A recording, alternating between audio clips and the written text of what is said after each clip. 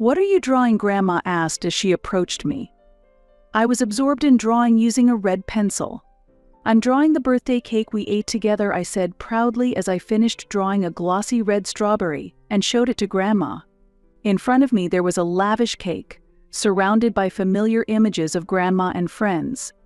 A happy smile spread across my face, and Grandma squinted her eyes, smiling gently. "Nadine, your drawing is very good." "You're like a professional painter," Grandma said, patting my head warmly. I closed my eyes, feeling the warmth of her hand and the happiness it brought. I love my grandma deeply.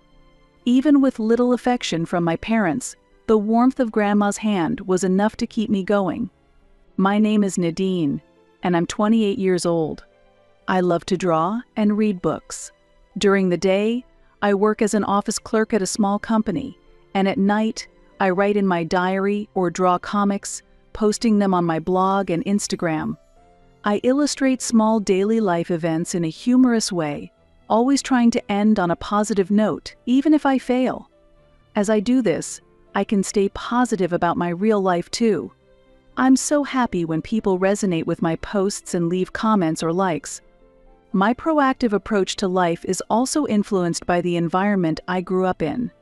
I remember a story about a famous writer who was approached by a beautiful actress.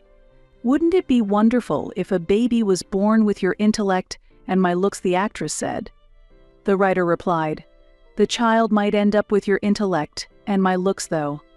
The actress had hoped for a sister, but the writer had warned of me. My father works for a major company in LA. My mother was once a beauty pageant star. I've inherited my father's looks and my mother's intellect, along with their complexes. Relatives often say, "You have your father's nose," or "Your mother wasn't good at studying either." These words irritated my parents, so I gradually became treated as a disappointment. On the other hand, my younger sister Flora, 3 years my junior, was known in our community for her cuteness and intelligence. She charmed adults with her clear eyes, high nose bridge, fair skin, and smooth hair. She was loved like an angel, and everyone adored her, calling her cute. Our parents also loved her deeply as the ideal daughter, lavishing her with affection as if to affirm their love. Flora, meanwhile, learned to turn their love towards herself by cleverly casting me as the villain. When a dish was broken, she would say, "Nadine dropped it." When she neglected her practice lessons, the excuse was, "Nadine stopped me." When money was missing from Mother's purse, she would claim it was under Nadine's instruction. I was always the one to bear the consequences of her actions. Despite the falsehoods, our parents always blamed me and held me accountable. They accepted the false narrative of me, jealous of my excellent sister, bullying her without question. Living in this house felt like hell. Yet I managed not to fall into despair thanks to the kindness of friends and my father's mother. Especially my nearby grandmother always warmly welcomed me whenever I was driven out of our house. Grandma repeatedly cautioned my parents, but when my mother vehemently argued back, blaming Grandma, I had no choice but to mediate, saying, "It's okay, it's my fault." This situation visibly angered my parents, and Grandma showed a sad expression. Instead, she poured deep affection into me, spoiling me greatly. Once, while Grandma was folding laundry, she saw a drawing I made on the back of a flyer and praised me. "Nadine, you have a talent for drawing," and gifted me high-quality drawing paper and a set of 36 colored pencils. For my birthday, when they didn't celebrate for me, Grandma prepared a huge whole cake. "We can't eat all of this by ourselves," she said with a laugh, and also invited friends. At Grandma's house, enjoying hamburgers and a rich cream cake, and opening gifts from friends, that moment of happiness was something I will never forget. My parents were aware that I frequently stayed at Grandma's house. Initially, they were angry, saying, "A child spoiled by her grandmother won't grow up to be a good adult." But they quieted down as I reached the upper grades of elementary school. They focused on perfecting Flora, completely losing interest in me. The harsh treatment towards me ceased, and they began to ignore my presence as if I had never existed from the start. Only the bare essentials for living were provided, and that was all. By the time I became a middle school student, I realized that my parents no longer cared about me. Still, I hadn't completely given up hope, but when I was told coldly in my 3rd year of middle school, "We can't afford your school fees because your sister needs to take entrance exams," I finally gave up on receiving any love from them. Despite my father working at a major corporation and being fully capable of affording my tuition, when Grandma heard this, she was so furious she seemed about to burst a blood vessel and suggested, "I'll pay for your schooling. You should come and live with me and go to high school." I intended to refuse, feeling sorry, but when I saw Grandma crying, saying, "Poor Nadine," I couldn't stop my own tears and hugged her. Later, with the help of my homeroom teacher, I took the exams without my parents knowing and was able to enter a nighttime high school. I left home to start a new life at Grandma's house, working part-time during the day and going to high school in the evenings. Grandma said I didn't need to work, but I wanted to earn at least my own living expenses. After graduating high school, I left Grandma's house and found a job as an office clerk at a small company in the neighboring prefecture, where I continue to work. I gave my parents my address, but they neither visited nor sent letters. We became completely estranged, even during Christmas. However, I finally managed to become independent and leave that house. I have always lived looking forward. Then one day I received a letter from my sister for the first time. Inside the fancy envelope was an invitation to my sister's wedding. My sister, 25 years old, and having barely seen her since middle school graduation, seemed to be marrying a high-earning man, much like our father, capitalizing on our mother's beauty. Reuniting with such a family was painful, but I was the only sister she had. If I didn't attend, it might raise suspicions in her in-laws' family. I have been working as a professional for 10 years now. Even though I am not the perfect daughter my parents envisioned, showing that I am living a decent life might improve our relationship, even if slightly. I will attend my sister's wedding after 10 years of estrangement, I casually posted on my blog, and received heartwarming comments from my followers. With courage, I marked "will attend" on the invitation. The day of my sister Flora's wedding finally arrived. As the bride's sister who must not be late, I drove early to the venue. The venue was an enchanting building modeled after a castle in a theme park, like something out of a fairy tale. Guided by the staff, I entered a room reserved for family. There were my aged parents and my beautiful sister, already dressed in her wedding gown. Flora. Overwhelmed, I barely managed a greeting. They looked at each other and said, "See, Mom? I told you she would definitely come." What I was taken aback by my sister's words. Mother exaggeratedly shrugged her shoulders, like a character from a cartoon. "To think you'd show up at your sister's wedding after dropping out of middle school is beyond me." "What do you mean?" "You really haven't changed, still so thoughtless." Father, his hair thinned, looked at me with an expression of surprise. Even though I expected to be considered a nuisance by my family, I hadn't expected such a clear and harsh response. It was unjust to be criticized as insensitive just for attending my sister's wedding. "Flora, you sent the invitation, didn't you?" I asked cautiously. She smiled and frowned slightly. "Yes, I sent it. But even someone like you is family, so how could I not invite you?" Her usual sharp tone was there, but this was not the time for it. "So why do you resent me being here? Did you actually want me to come?" Pointing out the contradiction, my sister touched her cheek and tilted her head. "Actually, that was true. But recently I realized it would be better to pretend you no longer exist than to invite you and have everyone ridicule your lack of education." "What?" "I realized it just a month ago. I meant to tell you, but then today arrived." "What does that mean? You behave as if I no longer exist, and you even find it troublesome to tell me?" Shocked by this incredible fact, my mother's piercing gaze stabbed through me. "It can't be helped. You have no experience with marriage, nor a likely partner, so you might not understand, but preparing a wedding is very hectic. Also, since we didn't actually think you'd come, I told Flora she won't come if she understands her place personally. If I were in your shoes, I wouldn't have the courage to attend a wedding.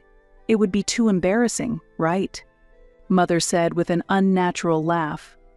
Don't say such sad things, Mom. I always believed my sister would come. We wanted her to feel recognized and loved as part of the family, that she's needed. What are you talking about? I'm sorry for giving you false hope. But don't worry, we'll remember you as the kind sister who passed away early from a brain disease, Flora said. She looked at me with pity. It's impossible that a lie made up so suddenly would be believed by our relatives and your husband. Don't worry. You haven't been in contact with our relatives for a long time, right? It's a well-known fact that you were isolated within the family. And I told them she wanted us to have a quiet funeral without overshadowing my wedding, only with the family. So there won't be any further questions. I've told my husband as well. He believes whatever I say. What a thing to do. Indeed, since graduating from middle school, I had barely met anyone other than Grandma. There were relatives who worried about me, but that was 10 years ago. If they were told I had died, they would believe it without doubt. At that moment, as I stood there dazed, my father threw something at me. It was the seating chart for the wedding. Take a look at this. Flora is marrying into a family of doctors. We can't introduce someone like you at such an event. I quietly opened the document and saw many names associated with doctor on the groom's side. Take it as a keepsake and leave quickly. You no longer exist in this world. Ha ha ha. At that moment, I heard my father's voice filled with disdain, along with the laughter of my sister Flora and my mother. Feeling dizzy, I rushed out of the venue.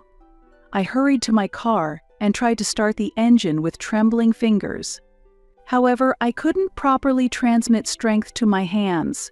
Tears flowed one after another, a mix of sadness, irritation, and hatred. It felt like a palette where dark colors of paint were chaotically mixed, reflecting my disordered state of mind. Knowing they would never change, I couldn't stop feeling pathetic and irritated at myself for having hoped. I vaguely watched people heading to the venue through the glass. Knowing I should not be here, I couldn't move my heavy body. Then, suddenly, my smartphone vibrated in my bag. As my hands grew cold, I took it out and saw a notification for a comment on Instagram. Because I had posted about attending my estranged sister's wedding yesterday, there were comments of concern and encouragement from friends and followers. Moved by their warm words, I used the story feature for the first time and shared my vulnerability. My family has declared me dead. It seems I have no reason to live anymore. As I typed, tears flowed incessantly. Soon after, another notification for a new message sounded. Encouraging words kept coming in. Nadine, you are not worthless. Nadine, I love your illustrated diary and your warm personality. I have been helped by Nadine's diary entries. Cut ties with such a family, Nadine. These were all words of anger and sadness from people I didn't know, who were speaking out for me. I had completely lost my confidence, but these words gradually began to sink into my heart. Then, apparently having seen my Instagram, my best friend called me crying. Nadine, hold on. Such an obvious lie can't be sustained forever. Act with confidence for your grandmother who cares so much about you. With these words, I suddenly came back to myself. For my grandmother, who cries, gets angry, and laughs for me. She must be at this wedding venue, without a doubt. Just thinking about how sad my grandmother would be if she heard I had died stirred up anger inside me. I am not a worthless person. I am not someone who should be ashamed of being alive. The ones who should be ashamed are those who scorn someone trying hard to live. I took a handkerchief from my pocket and firmly wiped my tears. Then I straightened my eyeliner and quietly opened the car door. When I returned to the venue, the reception had already started. I secretly peered inside through the glass. It seemed that a slideshow of the bride and groom's growing up was currently being shown. The slideshow included photos of our family, including me, and at the end of the presentation, the host mentioned the story of the bride's sister, who passed away from an illness a few months ago. This caused a stir among the relatives, and everyone turned to look at my parents. My father stood up and said Flora's sister died suddenly of a brain disorder. She was very kind, and she got along well with Flora, but was worried that her own illness might delay her sister's wedding. Next to him, my mother was pressing a handkerchief to her eyes. I couldn't believe that they could lie so boldly about me, whom they had just been talking with. The guests were unable to hide their astonishment as my father, with tears streaming down his face, said, "She must be happy in heaven." "Excuse me, do you have any business here?" a staff member approached me, asking with a tense expression. When I answered, "Actually, my sister asked me to do this surprise." "Are you referring to the bride as your sister?" the staff member asked with a puzzled look. I smiled and responded, "Yes, that's right," and firmly opened the doors to the venue. The moment I entered through a door near the family seats at the back where the bride's father was sitting, all eyes immediately turned to me. Feeling overwhelmed by all the gazes, I recalled the words of encouragement from my friend and regained my composure. My parents, unaware of my presence, continued to spin their fabricated tales about me. Only my sister, seated at the high table, noticed me and hurriedly stood up. Before Flora could say anything, I raised my voice louder than ever before. "I am Nadine, the bride's sister." It took me a while to get back. Yes, hell was quite warm. I sweated a lot. The venue fell silent instantly with my greeting. Oops, my mistake. Not hell, I was in heaven, right? It was a brain disease, wasn't it? I tilted my head and joked, although my heart was pounding hard. As the venue froze in shock at the bizarre situation, my sister was the first to recover. "Who are you?" "My beloved sister is no longer in this world. How dare you make such a cruel joke? Someone, get this person out of here!" Flora yelled from the high table. It seemed they were trying to expel me before I was noticed. However, cries of surprise soon erupted around me. "Nadine. Is that Nadine?" Grandma slowly stood up and walked towards me, staggering. "Nadine, is it really you, Nadine?" "Oh, I'm so relieved. I couldn't believe it when they said you had died." Grandma's hands trembled as she grasped the edge of my dress. I firmly grasped her hand in return. "Grandma, it's me, Nadine. Your beloved Nadine." "Oh, Nadine, thank you." I immediately wrapped my arms around her to steady my staggering grandmother. My father's sister, who always looks after Grandma, hurried over. "Nadine, are you really okay? You're not ill?" While supporting Grandma, I looked at my aunt's worried face and nodded slightly. After handing Grandma over to my aunt, I scanned the venue again. The groom's side of the room was noisy, and the groom himself looked shocked. The bride's side was also disturbed, but especially my sister and parents looked pale. Straightening the wrinkles in my dress, I gathered my courage and began to speak boldly. "Thank you all for gathering here today. I apologize for the inconvenience at such a celebratory occasion. I am Nadine, the bride's sister. In fact, I was supposed to attend today, but my sister and parents told me to leave, because we're going to tell everyone you suddenly passed away." The room grew even noisier. "I hope you can understand my desire not to shock my beloved grandmother," Nadine Grandma whispered in a hoarse voice. "I was denied by my own family because I could not live up to their expectations. From a young age, I was constantly compared to my sister and discriminated against for my appearance and abilities." Wait a minute. My father was visibly shaken by my disclosure. However, I ignored his reaction and continued. "My sister, perhaps influenced by our parents, or maybe it's just her nature, always made me out to be the villain, monopolizing their affection. Whenever she caused any trouble, the blame was always shifted to me." "That's not true." My sister interrupted my statement. As the attention shifted to her, She began to tremble and tears started to flow. "Ladies and gentlemen, it's embarrassing to say, but my sister has a habit of lying. This caused me to hesitate to invite her to the wedding, and I ended up falsely claiming she had died. I apologize for that lie. Flora." The groom, confused but supportive, stood by my sister. Amid the confusion, with attendees unsure of whom to believe, it was Grandma who changed the atmosphere of the room. How disgraceful her strong, deep voice resonated throughout the venue. "You have always bullied Nadine. Do you even have a human heart? But Grandma, don't make excuses, it's disgraceful. Don't shame us further." Under Grandma's stern rebuke, my sister trembled. "I'm leaving now. I didn't want to attend this ceremony originally, but I came because I thought Nadine would be here. I should not have come to such a pitiful event. Nadine, let's go home." Grandma warmly grasped my hand. I wanted to say more, but the warmth of her hand soothed my heart. "Yes, let's go home." As we were leaving the venue, I heard my mother making a clumsy excuse. "Flora's grandmother has been getting a bit forgetful."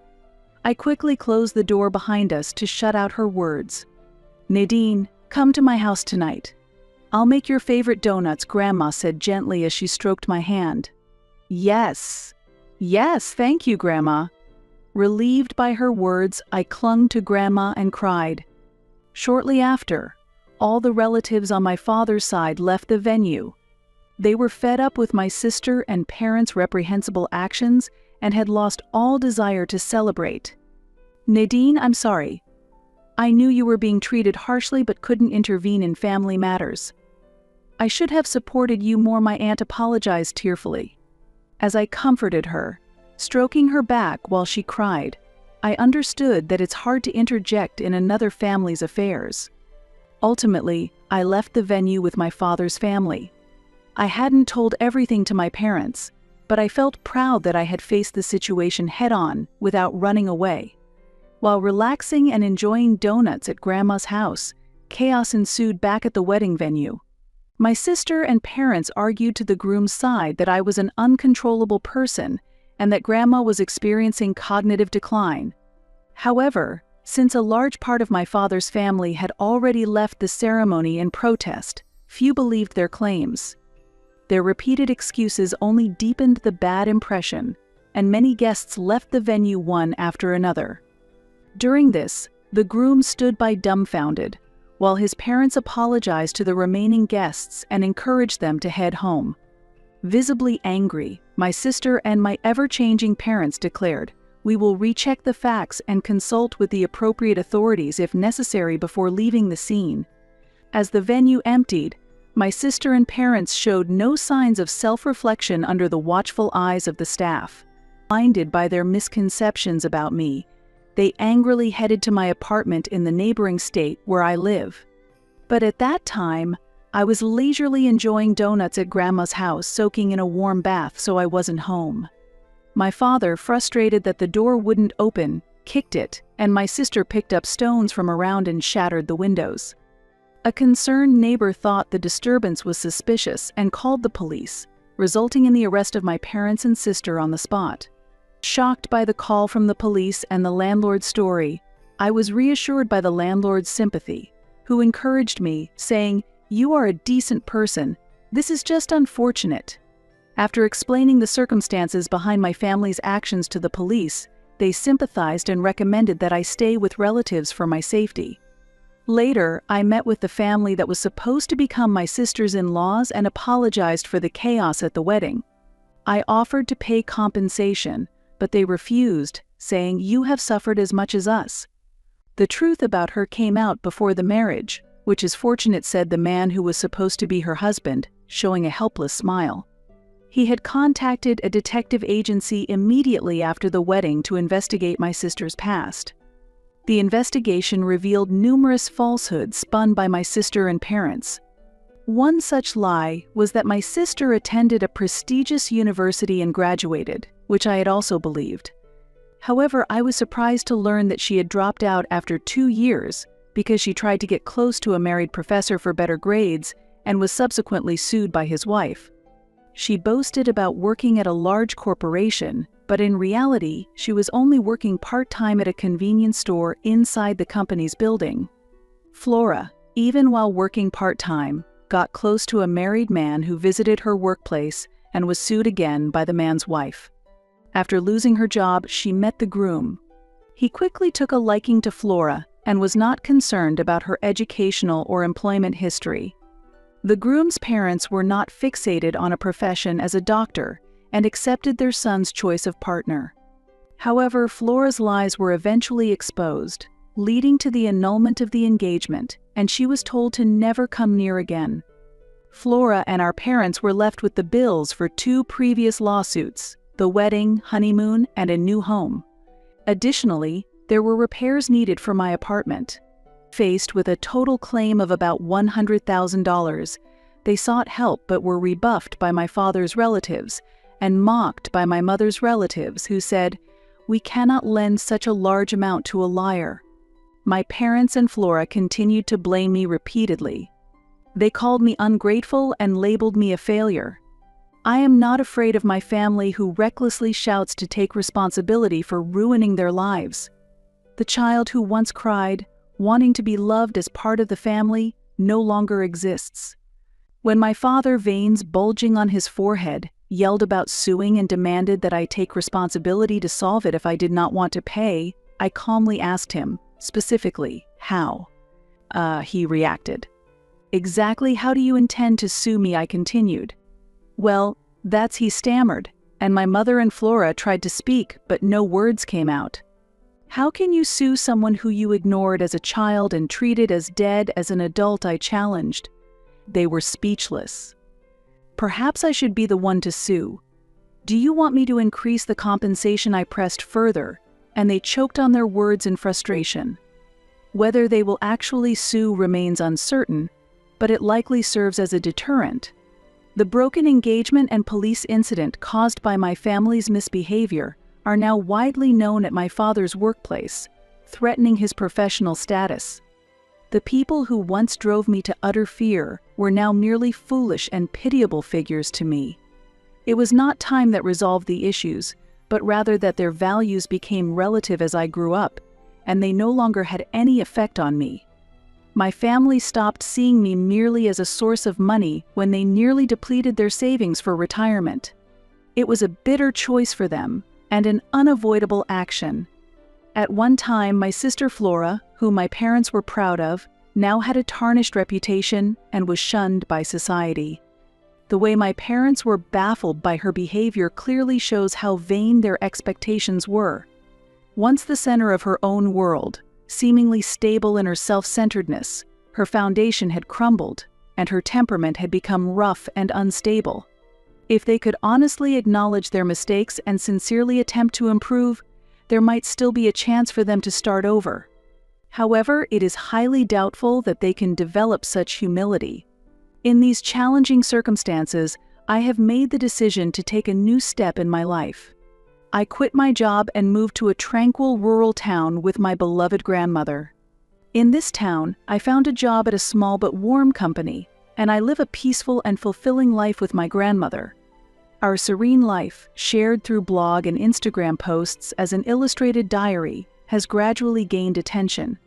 Many people comment that they find healing in the cozy daily life with my grandmother, and I have amassed tens of thousands of followers. There is also talk of publishing the diary, and I live my days in a dreamlike state due to these unexpected developments. "Your drawings really warm my heart," my grandmother said, stroking my head with her unchanged warm hand as she used to. While gaining social recognition was gratifying, seeing my grandmother smile is my greatest joy. I am deeply grateful to be able to share this happiness. I truly feel fortunate to have been born into this life.